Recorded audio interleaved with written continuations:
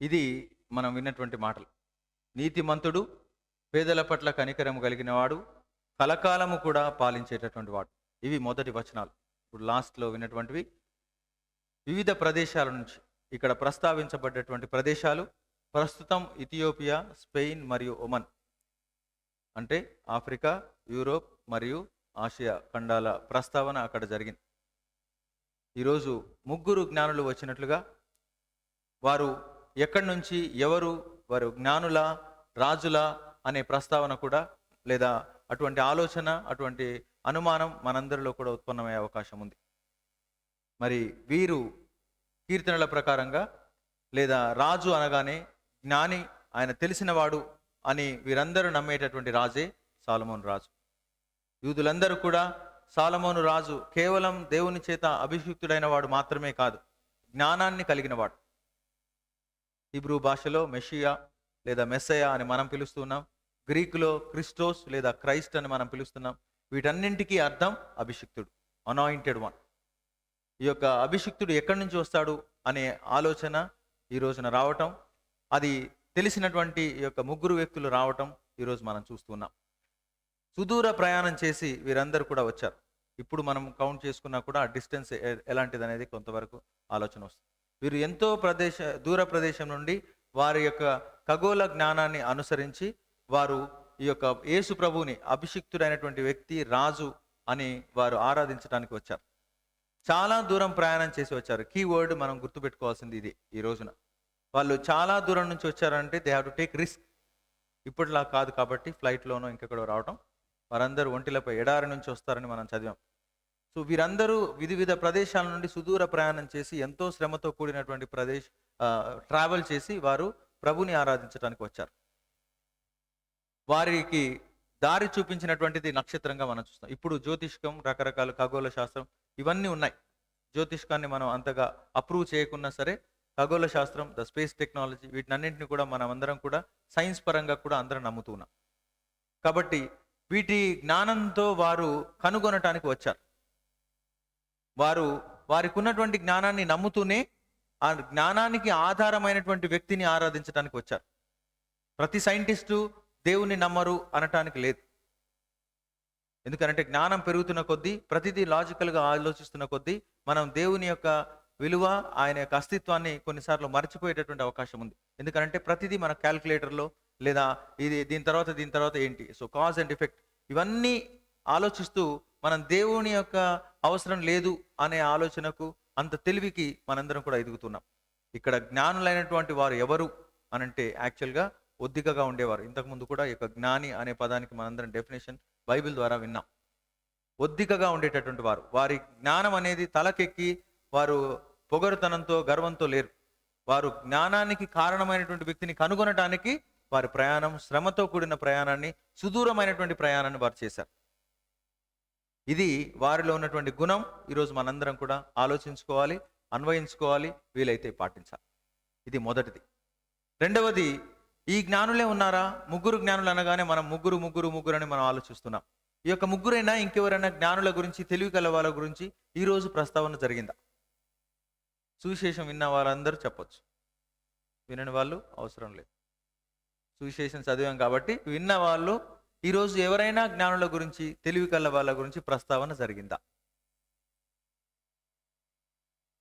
1 నుండి 12 వచనాలు చదవలేను, కానీ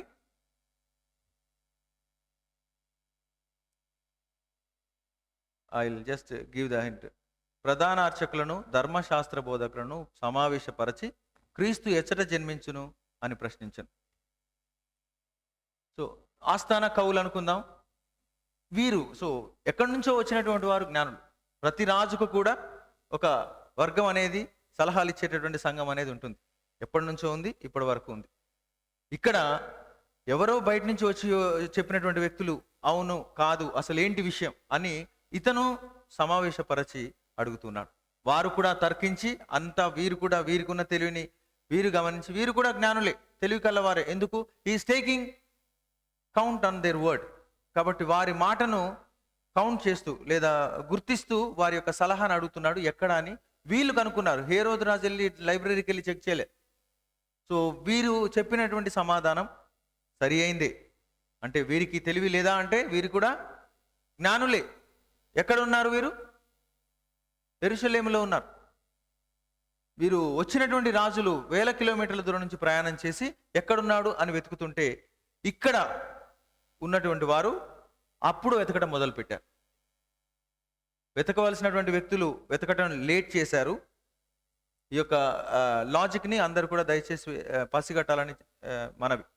దూరంగా ఉన్న వాళ్ళు గుర్తించి వారు ఆల్రెడీ వచ్చేసారు. ఇక్కడ పుట్టి కూడా అయిపోయింది. కానీ ఇక్కడ ఉన్న వాళ్ళు అప్పుడు కళ్ళు తెరిచి వెతకటం మొదలుపెట్టారు. ఆయన వచ్చి ఉన్నాడు, వీరు మాత్రమే కాగడాలతో రెడీగా ఉన్నారు, కొంతమంది రెడీగా లేరు. వారికి ప్రవేశం లేకపోయింది. అవివేకవతులు, వివేకవతులు. ఇది ఈరోజు జరిగింది. వివేకవంతులు, జ్ఞానులు ఎక్కడి నుంచో వచ్చారు. ప్రక్కనే ఉన్నటువంటి వ్యక్తిని సంకల్లో పిల్లను పెట్టుకుని వెతికిన సామెత. ప్రక్కనే ఉన్నటువంటి 10 కిలోమీటర్ల దూరంలో ఉన్న ప్రస్తుతం ఉన్నటువంటి డిస్టెన్స్ యెరూషలేములకు బెత్లెహేము. ఈ గ్యాప్లో ఉన్నటువంటి వ్యక్తి, రాజు అభిషిక్తుడైనటువంటి క్రీస్తు ఇక్కడే పుట్టాడు. కానీ దగ్గరే ఉన్నటువంటి రాజు, తన యొక్క సలహా సంఘం లేదా పరిసయ్యులు, జ్ఞానులు అని వీరు ఎవరైతే అనుకుంటున్నారో వీరు గుర్తించలేకపోయారు.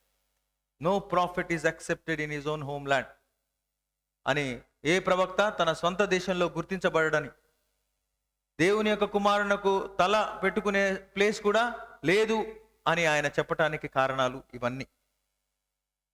పుట్టుకప్పుడే ఎన్నో మెసేజెస్ ఇవ్వబడ్డాయి. నిజానికి పాత గ్రంథం నుంచి జరగబోయేటటువంటి వారి గురించి అంతా కూడా ఈ యొక్క క్రిబ్ సీన్లోనే మనకు కనిపిస్తుంది. పశువుల కొట్టంలోనే మనకు ఎన్నో మెసేజ్లు ఇవ్వబడతాయి, కేవలం పుట్టుకను గురించి మాత్రమే కాదు. కాబట్టి మన చుట్టూ ఉన్నటువంటి గొప్పతనాన్ని, జ్ఞానాన్ని మనం చాలాసార్లు గుర్తించలేం. అందుకే నిర్మలగిరికి వెళ్తాం, వేలాంగిరికి వెళ్తాం, వీలైతే జెరూసలేము కూడా వెళ్తాం. ఎందుకనంటే అక్కడ జ్ఞానం ఉందని మనం పరిగెత్తుతాం.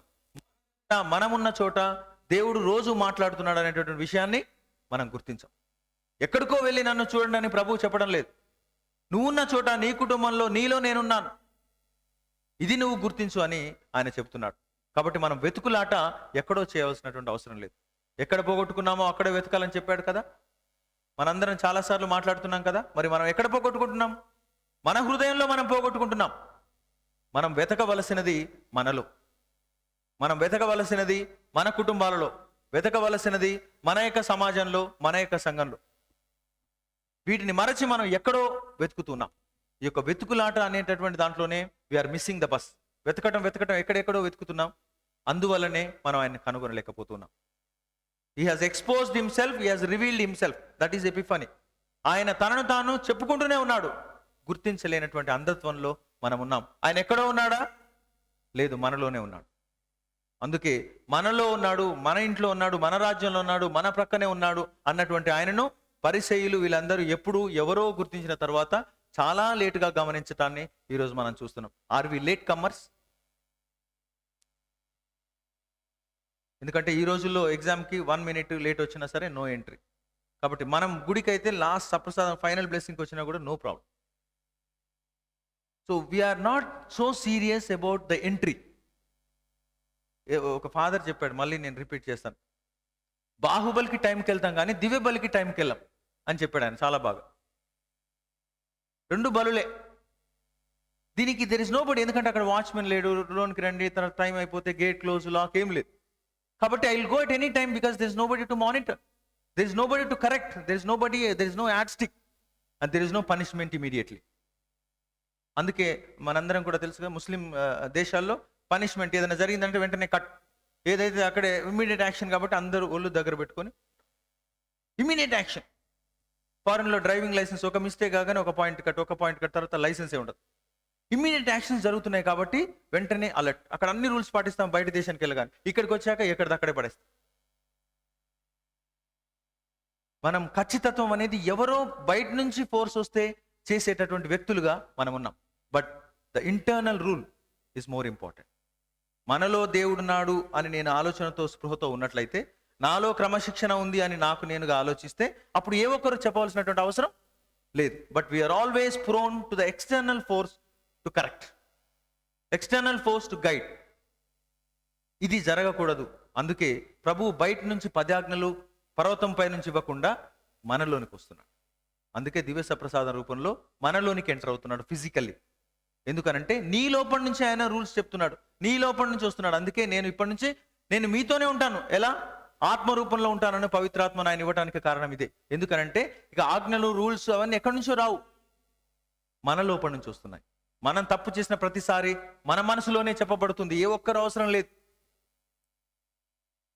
ఇది జ్ఞానోదయం.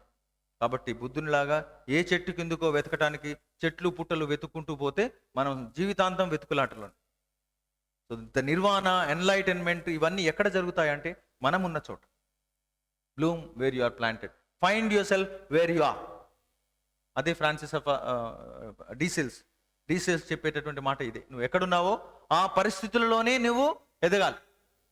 కాబట్టి చుట్టూ ఉన్నటువంటి పరిస్థితులు మార్చిన తర్వాత నేను గొప్పవాడిని అవుతాను అనుకుంటే పొరపాటు. కాబట్టి ఉన్న కష్టాలను కూడా నువ్వు అర్థం చేసుకొని దాన్ని అధిగమించగలగాలి. ఉన్నటువంటి ఇబ్బందులను కూడా నువ్వు వాటిని సాకుగా మార్చకూడదు, వాటిని మెట్టులాగా నువ్వు వాడుకోగలగాలి. సాకులాగా ఉన్నట్లయితే ఇంక ఎప్పుడు కంప్లైంట్స్తోనే మన జీవితం అంతా కూడా హరించుకుపోతుంది. కాబట్టి ఉన్నటువంటి ప్రతిదీ కూడా నీ యొక్క శక్తికి తగ్గ సవాలు దేవుడు ముందు విసురుతూ ఉన్నాడు. ఆ సవాలు నువ్వు తీసుకోవడానికి సిద్ధంగా ఉన్నావా? ఏ విషయంలో మనం అందుకే పరిస్థితులన్నింటినీ మనం ఎప్పుడు కంప్లైంట్స్గా భావించడం కంటే వాటిని పట్టుకొని పైకెక్కడానికి ఉపయోగించుకుంటే పరిస్థితి ఇంకా మెరుగవుతుంది. కాబట్టి ఈ రోజున మనందరం చేయవలసిన అది ఒక గాడిదని గురించి చాలామంది వినే ఉంటారు. అది గోయిలో పడుతుంది, యజమాని దాన్ని ఏం చేయాలో అర్థం కాక ఇంకా లాభం లేదు వదిలేద్దామని, ఇంకా అసలు చనిపోతుంది ఎలాగని మట్టితో పూడ్చడానికి ప్రయత్నిస్తుంటే ఆ మట్టి వేస్తున్న కొద్దీ ఆ గుంతలో ఉన్నటువంటిది అదే మట్టిపై ఎక్కుతూ ఎక్కుతూ ఎక్కుతూ లాస్ట్కి పోసినటువంటి మట్టినే ఉపయోగించుకొని తిరిగి అది ఎక్కి పైకి వచ్చేస్తుంది. మనకు వచ్చేటటువంటి ప్రతి ఇబ్బంది నా యొక్క శక్తిని, సామర్థ్యాన్ని పరీక్షించేదే అని అనుకున్నట్లయితే మనం చేతులు ఎత్తాం. దాన్ని స్వీకరించడానికి, పట్టుకొని దాన్నే నేను ఛాలెంజ్గా తీసుకొని పైకి ఎదగటానికి ప్రయత్నం చేస్తాను. అందుకే ఈరోజు వారు ఇబ్బందులతో కూడినా సరే వారు వచ్చారు, సమయస్ఫూర్తిని వాడారు. అందుకే తిరిగి మీరు హేరోదు దగ్గరకు వెళ్ళవలసినటువంటి అవసరం లేదు, మీరు వేరొక మార్గంలో వెళ్ళామన్నప్పుడు వారు వెళ్ళారు. ఎవరి మాట విన్నారు? They have taken the guidance, wise men. కానీ మరొక సలహా, మరొక వ్యక్తి సలహా, ఎక్కడి నుంచి వచ్చినటువంటి సలహాను స్వీకరించడానికి సిద్ధంగా ఉన్నారు. అన్నీ నాకు తెలుసు కాబట్టి నేను ఇతరుల సలహాలు వినను అనే ధోరణి మనది. ఇక్కడ జ్ఞానులు అనే టైటిల్, బిరుదుతో ఉన్నటువంటి వారు they were ready to accept a correction, a guide lines from the other. సూచనలు, సలహాలు మనం స్వీకరించేటటువంటి విజ్ఞత మనకున్నదా? చాలాసార్లు ఉండకపోవచ్చు. కాబట్టి ఈరోజు విజ్ఞత కోసం మనందరం కూడా ప్రార్థన చేయాలి, విజ్ఞానం కోసం ప్రార్థన చేయాలి. సొలొమన్ వాజ్ ఆల్రెడీ పవర్ఫుల్ మ్యాన్. అధికారం ఆల్రెడీ ఉంది, కానీ ఆయన జ్ఞానం కోసం ప్రార్థన చేస్తారు. కాబట్టి ఈరోజు మనందరం కూడా జ్ఞానులు గొప్పవారు అనటం కంటే నేను జ్ఞానులలాగా ఉండేందుకు ప్రయత్నం చేస్తున్నానా, లేకుంటే నాకు జ్ఞానాన్ని దయచేయమని ప్రార్థన చేద్దాం. ఎందుకంటే తెలివి కల్లవారే కానీ గుర్తించలేకపోయారు. అందుకే వీనున్నవాడు వినును కాడు, కళ్ళు ఉన్నవాడు చూచును కాదు. So let those who have ear let him hear, those who have eyes let them see. కాబట్టి ఎంతమంది గుడ్డివారు, చెవిటివారు ఉన్నారు అనంటే అందరూ కూడా చెవిటివారే, అందరూ కూడా గుడ్డివారే. అందుకే ఎక్కడి నుంచో వచ్చినటువంటి జ్ఞానులు వీరందరి కళ్ళు తెరిపించాల్సినటువంటి పరిస్థితి. మరి అదే పరిస్థితిలో అదే హేరోదు రాజు, అదే పరిసయ్యులు, అదే ధర్మశాస్త్ర బోధకుల్లో నేను కూడా ఒకడినా? అందరం కూడా కళ్ళు మూసుకొని కొన్ని క్షణాలు ఆలోచన చేద్దాం. Let us introspect. Am I part of this mob who had no senses of theirs and who were not conscious of what was happening around? Herod and the company were a clever, foolish. Are we the people who have knowledge